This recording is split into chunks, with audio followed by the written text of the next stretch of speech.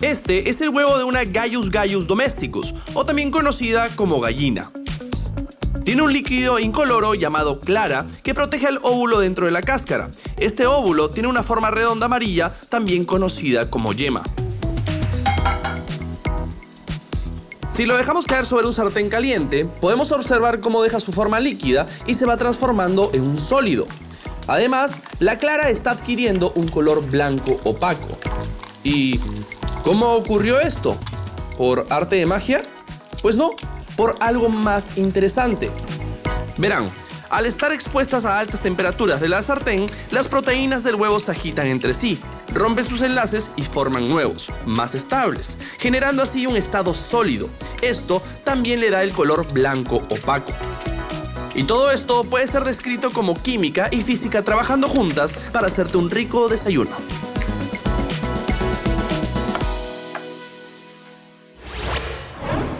Esto que acabamos de ver suena a un proceso muy complejo, pero en realidad pasa en cada desayuno en el laboratorio más común de todos, la cocina. Y el día de hoy nos dedicaremos a explorar la ciencia y la tecnología detrás de todos los procesos que ocurren en ese laboratorio. Yo soy Diego y esto es Ciencia en Esencia.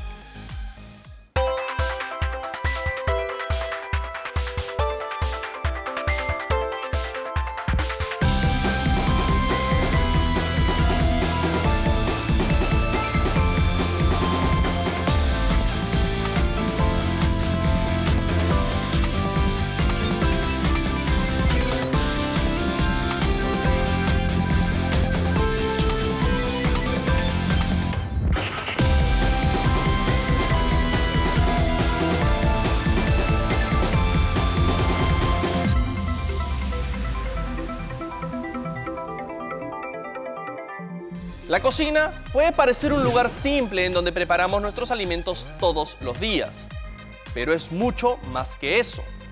Visto desde un punto de vista científico, la cocina es un laboratorio lleno de procesos físicos y químicos que suceden a diario. Pero la ventaja es que en ese laboratorio, cada experimento puede terminar siendo un delicioso plato de comida. Imaginen, por ejemplo, lo que tienen que hacer para transformar un montón de ingredientes en un tiradito, o en un arroz chaufa, o en unos tallarines, o en un lomo saltado. ¿No les está dando hambre como a mí? Entonces, ¿qué hace a estos platos tan ricos? Huelen bien, saben bien y hasta se ven bien. Bueno, después de todo, son nuestros sentidos los que reúnen la información de los platos para que nuestro cerebro determine qué platos nos gustan y cuáles no. Vamos a ver cómo. Los sentidos son la manera en la que percibimos el mundo a nuestro alrededor. Estos son la vista, el olfato, el gusto, el tacto y el oído. Con estos podemos, por ejemplo, ver los colores y las formas de un plato o de sus ingredientes. Podemos olerlos para saber qué tan frescos están o para anticipar si la mezcla nos va a gustar. Tenemos alrededor de 30 millones de receptores para esta tarea. Podemos tocar la comida y sentir las texturas y la temperatura. Y hasta podemos escucharla mientras está siendo preparada o mientras la masticamos. Pero quizás ninguno está tan asociado a comer como el sentido del gusto. La lengua tiene una superficie compuesta por papilas gustativas. Y estas nos permiten diferenciar los sabores de la comida y es la principal responsable de que nuestro cerebro decida si el plato nos va a gustar o no. Sin embargo, con estos sentidos no solo podemos diferenciar si la comida nos va a gustar o no, sino que también puede protegernos, evitando, por ejemplo, que consumamos alimentos podridos o en mal estado. Pero enfoquémonos un momento en el sentido más cercano a la comida, el gusto. El gusto se percibe por las papilas gustativas que están ubicadas en nuestra lengua. Esta puede reconocer un total de 5 sabores: el dulce, el salado, el ácido, el amargo y el menos conocido de todos, el umami, que significa sabroso en japonés. Pero recordemos que nuestros sentidos son solo los receptores. Quien manda y define qué nos gusta y qué no es el cerebro. Y hasta ahí todo muy bien. Pero me pregunto, ¿qué es exactamente lo que hace que la comida sea percibida de una u otra forma? Bueno, el secreto está en los elementos que la componen. Vamos a verlos. ¿Por qué comemos? Uno de los procesos más importantes para nuestra supervivencia es la alimentación. Nos permite reponer nutrientes y otros componentes que necesitamos para nuestro cuerpo en funcionamiento. Estos componentes se encuentran en los productos que comemos a diario: carbono, hidrógeno, oxígeno y nitrógeno, seguidos del azufre, el calcio, el sodio, el potasio, el fósforo y el hierro. Son algunos de los elementos químicos que están presentes y son esenciales para las células vegetales y animales. Cuando estos elementos se combinan, obtenemos productos como el agua, hidratos de carbono, proteínas y líquidos, que se encuentran en distintas proporciones y que suman el 98% o más del total de los alimentos en general. Los vegetales contienen mucha agua. Los cereales son ricos en hidratos de carbono. Las carnes son ricas en proteínas y las nueces son ricas en grasas. El 2% de la composición son vitaminas adicionales, colorantes, aromatizantes y saborizantes, entre otros agentes bioactivos. Si bien todos tenemos distintas dietas, es importante para todos obtener estos insumos de algún medio u otro para poder considerar una alimentación sana. ¿Se imaginaban que dentro de la cocina había tanta complejidad? Es todo un laboratorio, pero mejor así. Ahora se dan cuenta que hay mucho para hacer y sobre todo usando nuestra creatividad.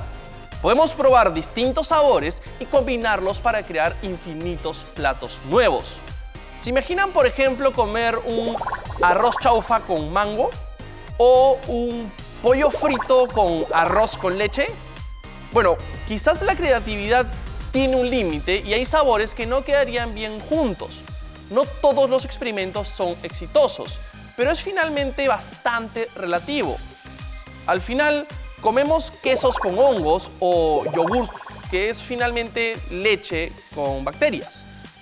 Pero además de reconocer los elementos y entender sus distintas cualidades, debemos reconocer que la otra mitad de la cocina consiste en los procesos que se dan para que un plato pueda llegar a nuestra mesa. Y son procesos químicos y físicos. ¿Quieren saber cuáles son? Veámoslos después de esta pausa.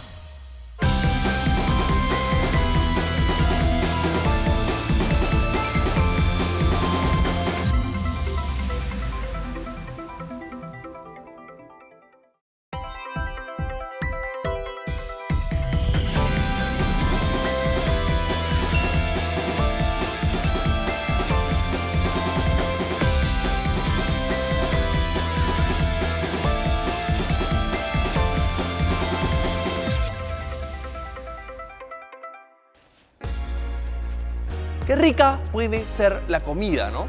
En la pausa aproveché y me hice un sándwich mixto.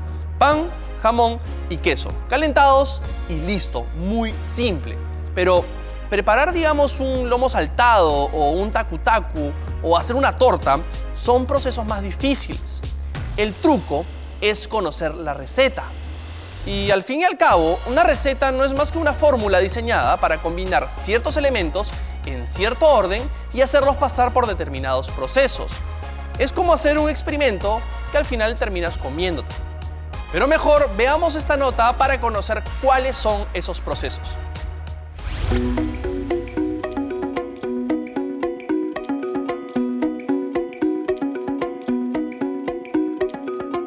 ¿Cuáles son los procesos que suceden en la cocina?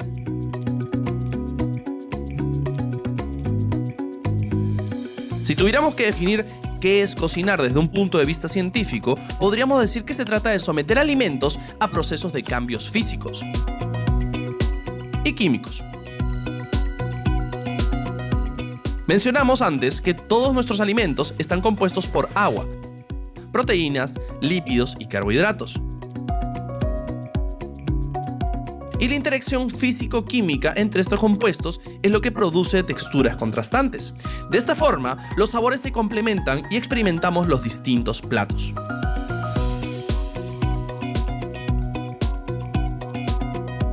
Ahora, Mientras preparamos un lomo saltado, podemos observar el proceso químico del calentamiento sobre los vegetales y la carne.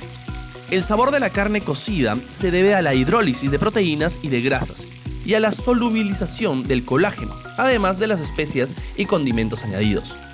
Mientras que en el caso de los vegetales, cuando se calientan, el contacto con el agua provoca la lixiviación o extracción de compuestos hidrosolubles, como pigmentos, vitaminas y minerales, y para evitarla se recomienda una cocción rápida. Cuando freímos alimentos, podemos llegar a temperaturas de hasta 180 grados centígrados o más. A estas temperaturas, el aceite funciona como medio transmisor de calor, se mantiene líquido y sin alterar. Por otro lado, la cocción con vapor logra reducir el tiempo necesario para que la comida esté lista. En la olla a presión, el agua hierve a 120 grados centígrados, cuadruplicando la velocidad normal de este proceso, pero dejando la comida con otro sabor. La olla a presión es adecuada para cocer carnes, leguminosas, verduras, frutas y cereales muy duros, y es muy recomendable utilizarla en sitios de gran altitud, por ejemplo en la alta montaña, donde la temperatura de ebullición del agua es muy inferior a 100 grados centígrados.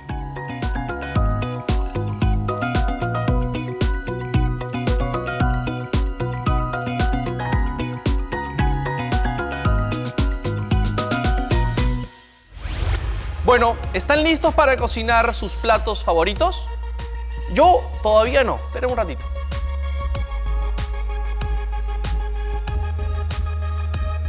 Verán, la verdad siento que estos procesos se asemejan más al de un trabajo en un laboratorio que al de una cocina.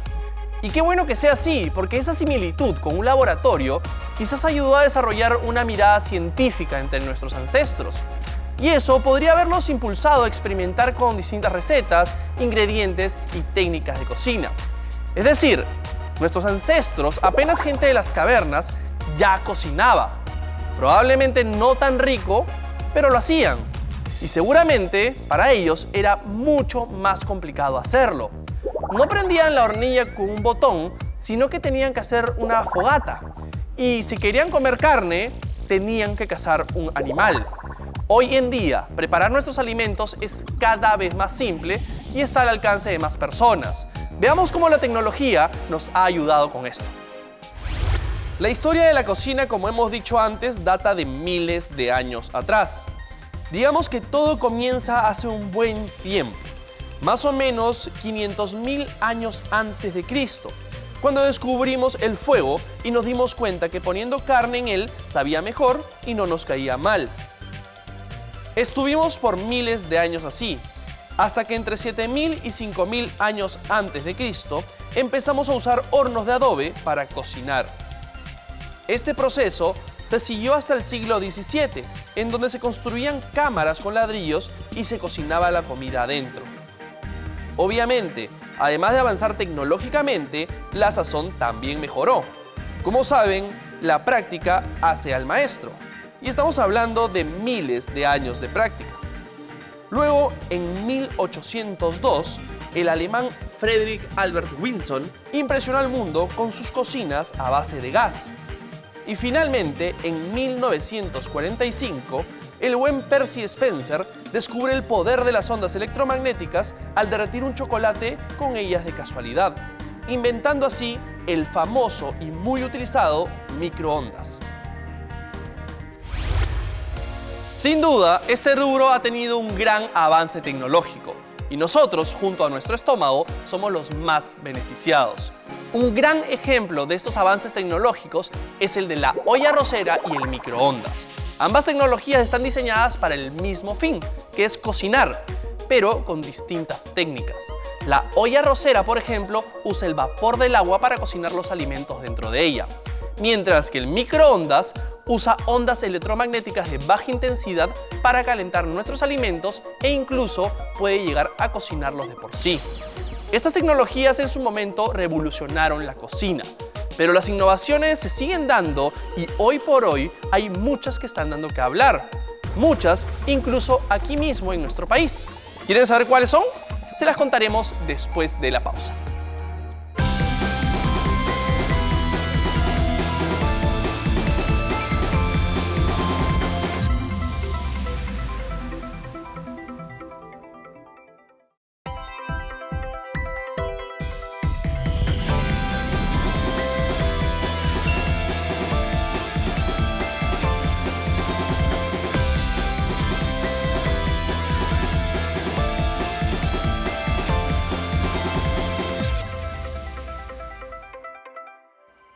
Bienvenidos al último bloque del programa de hoy. Hemos ido viendo cómo es que la cocina en realidad es un laboratorio, en donde suceden muchísimos procesos químicos y físicos con el fin de transformar insumos como ingredientes en platos de comida. En nuestro país, claramente tenemos muy desarrollados estos conocimientos, ya que gozamos una de las culturas culinarias más diversas del mundo. Y tenemos mucha suerte, pero eso no es todo. También tenemos uno de los ecosistemas más variados. Y con ellos viene una serie de investigaciones, proyectos y propuestas para mejorar los recursos que encontramos en nuestros suelos. Por ejemplo, ¿qué me dirían si les dijera que uno de nuestros alimentos más nutritivos podría ser aún más nutritivo? Bueno, según el siguiente proyecto, esto es totalmente posible.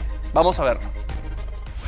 El frijol es un cultivo tradicional e importante en nuestro país. Constituye una fuente de proteínas, carbohidratos, minerales y de hierro. Asimismo, nuestro país constituye el centro de origen de una gran diversidad de este cultivo. En este momento se puede apreciar un campo de frijol en la cual se presenta ensayos con bacterias, se inoculan al campo para ver el efecto en la producción y la calidad del mismo. Vamos a tomar muestras de nódulos de plantas para ser llevadas al laboratorio y poder realizar el aislamiento de las bacterias que se encuentran allí. Las técnicas naturales para la mejora del cultivo de frijol consisten en utilizar bacterias que fijan el nitrógeno para el crecimiento y mejor rendimiento de grano. ¿En qué consiste la metodología? La primera etapa es hacer el muestreo de los nódulos en un campo específico donde uno elige la mejor planta más vigorosa. Luego hace el muestreo de estos nódulos, los transporta en frascos especiales, los lleva al laboratorio y ya en el laboratorio estos nódulos tienen que ser procesados en unos medios de cultivos específicos para el crecimiento de las bacterias. Posteriormente se hace la purificación de estas bacterias, luego se continúa con la multiplicación de las mismas, ya sea en medios líquidos o en medios sólidos, para que finalmente puedan ser utilizados a nivel de semilla o durante el crecimiento del cultivo. Y los beneficios de esta técnica de inoculación con las bacterias es que se traduce en un incremento del contenido de proteínas en el cultivo. También mejora el contenido de nutrientes minerales, que es muy importante para la salud o para el consumidor. 2, es saludable para el medio ambiente, ya que estamos utilizando técnicas naturales en comparación a otros usos de fertilizantes químicos. 3, se utiliza dentro de las técnicas de una agricultura sustentable. Y por último, señalizar y resaltar que también durante el manejo de este cultivo se reducen los costos de producción en comparación a otras técnicas. Con este proyecto se busca que todas las tecnologías lleguen al agricultor, al empresario y todas aquellas personas interesadas en el cultivo de frijol. Gracias a este proyecto, ahora podremos disfrutar de unos frijoles igual de ricos, pero mucho más nutritivos. Y eso siempre es bueno para nuestra dieta. Recuerden lo importante que es tener una buena alimentación. Por otro lado, también podemos mejorar los procesos. Si bien los procesos que hemos visto son en su mayoría mecánicos, había algunos que necesitaban energía. Bastante energía. Entonces, ¿qué sucede si hacemos de estos procesos más ecoamigables? Vamos a ver.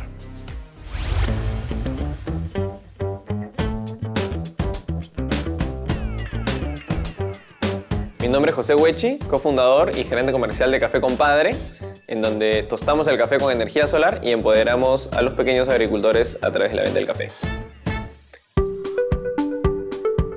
La mayoría de tostadores funciona o a gas o con energía eléctrica, lo cual contamina mucho el medio ambiente. Nosotros como Compadre utilizamos la energía solar para el proceso de tostado y eso reduce un 40% las emisiones de CO2 al medio ambiente.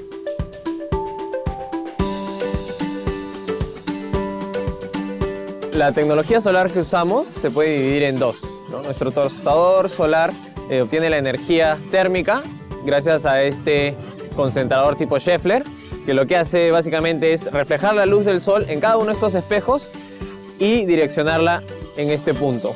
Los cientos de espejos direccionando la luz del sol aquí hacen que podamos llegar a una temperatura de más de 200 grados y poder tostar el café solo con la luz del sol y los espejos. La otra tecnología es el sistema fotovoltaico que tenemos. Tenemos una serie de paneles solares en el techo de nuestra estación que, bueno, almacenan la energía en baterías y permiten usar esa energía para todos los demás procesos, para girar el tambor, para prender las resistencias internas cuando no haya mucho sol. La capacidad del tambor es de 1 kilogramo y se puede tostar entre 15 y 20 minutos al día. Se pueden hacer como 20, 22 kilos.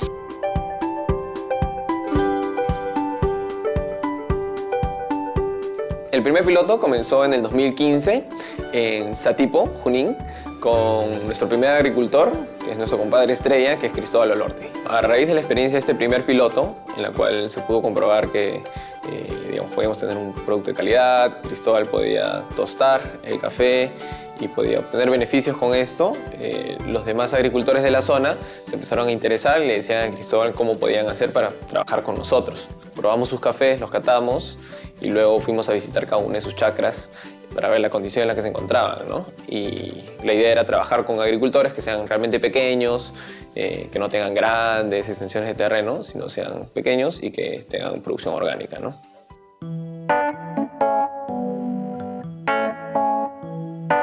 Actualmente, muchos de los agricultores no cuentan con una fuente energética de red. El acceso a la energía solar que le estamos ofreciendo es muy importante. Es energía limpia, que no va a contaminar, no va a generar un impacto ambiental. Y por otro lado, que les da acceso a que se involucren en nuevos procesos dentro de la cadena. La idea es de generar una relación de compadrazgo, ¿no? entre nosotros y el agricultor, y también involucrando al consumidor final, ¿no? Que podamos crear una cadena en la cual todos entendamos, digamos, las necesidades del otro y podamos trabajar juntos para que todos ganemos, ¿no? Muy buena noticia para los fanáticos del café como yo. Ahora podremos disfrutar de un gran café sabiendo que se hizo de manera ecológica. Y eso suena deliciosamente sostenible. Creo que ya es seguro decir que nuestra comida y alimentos pasan por procesos complejos y vale la pena investigarlos para ver cómo podemos mejorarlos. Pero hay algunos que quizás ya no requieran modificación. Algunas recetas que, por más antiguas que parezcan, implican un gran conocimiento sobre los elementos y sobre los procesos físico-químicos. Un gran ejemplo de esto en el Perú es la pachamanca. ¿Saben ustedes cómo se prepara una? Pues vamos a ver. La pachamanca tiene un origen de hace miles de años y su nombre literalmente significa olla en la tierra. Su preparación consiste en hacer un hueco en la tierra y usar piedra caliza para calentar la comida que se pondrá dentro del hueco. Esta comida es usualmente carne, papa, choclo, habas, camote, entre otros. La comida se cocina debido al calor de las piedras y a la combustión de leños que se colocan en la superficie. Puede llegar a tener 300 grados centígrados. Y es así como sale este riquísimo plato llamado pachamanca.